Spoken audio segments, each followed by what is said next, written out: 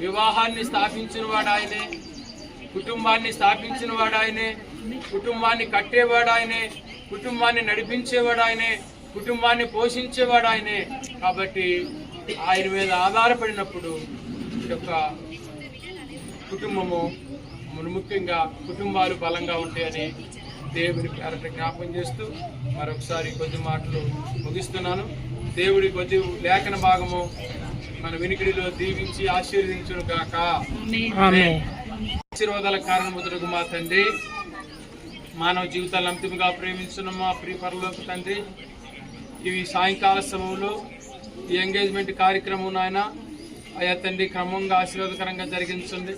మీ నామానికి మహిమ తెచ్చుకోమని ప్రత్యేకంగా నాయన యవ్వన బిడ్డలపై మీ కృపణించమని నాయన మీ వాక్యము ద్వారా ప్రార్థన ద్వారా ఆయా సేవకుల మధ్యలో సంఘం